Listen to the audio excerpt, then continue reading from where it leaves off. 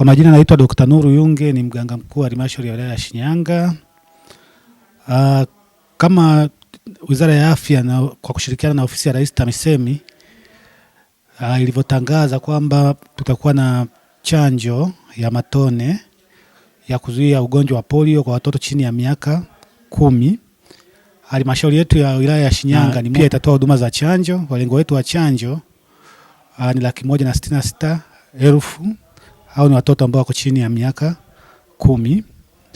Tangu kutangazwa kwa zoezi hili la chanjo, halmashauri yetu pia imeanza maandalizi ya chanjo. Mpaka kufikia sasa hivi tumeshapokea chanjo mbalimbali. Hizo chanjo hizo kwa ajili ya zoezi hilo tumepokea na vifaa vingine, na tumeshaanza zoezi la usambazaji.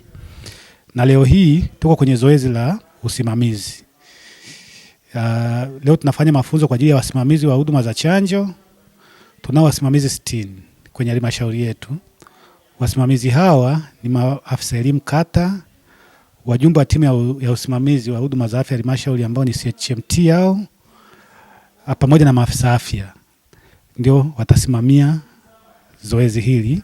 Lakini tunao wahamasishaji ngazi ya kata, au ni maafisa maendeleo ya jamii ngazi ya kata, pamoja na maafisa maendeleo jamii walioko kwenye ngazi ya halmashauri ambao wako 31. Mafunzo ya leo yanalenga kuwajengea uwezo hawa supervisors au wasimamizi ambao ndio watakwenda kuzijengea uwezo zile timu za uchanjaji.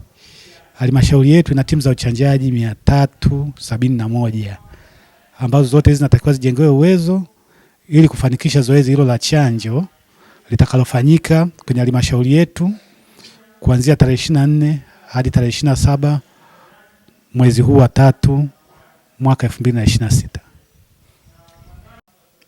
Chanjo ya polio ambayo tunailenga kuiandalia kampeni muda huu ni kinga ya ugonjwa wa kupooza kwa watoto walio na umri wao chini ya miaka 10. Wahamasishaji tuna taskia ukubwa, tunategemea wakahamasishe jamii.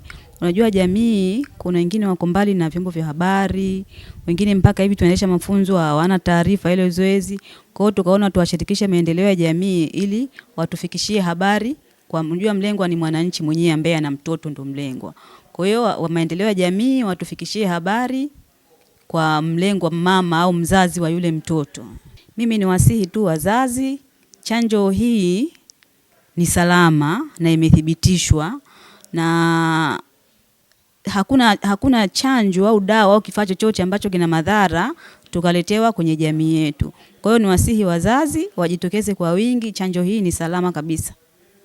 Chanjo zinapatikana kwenye vituo vya afya na zahanati, lakini pia shuleni tutatoa chanjo, lakini pia kwenye jamii kuna vituo vitaandaliwa kwa ajili ya kutoa chanjo, lakini pia kaya kwa kaya pia kuna timu itakuwa inatembea kaya kwa kaya ili imfike mlengwa alipo. Zoezi hili linaanza tarehe 24 mwezi huu na litadumu kwa siku 4.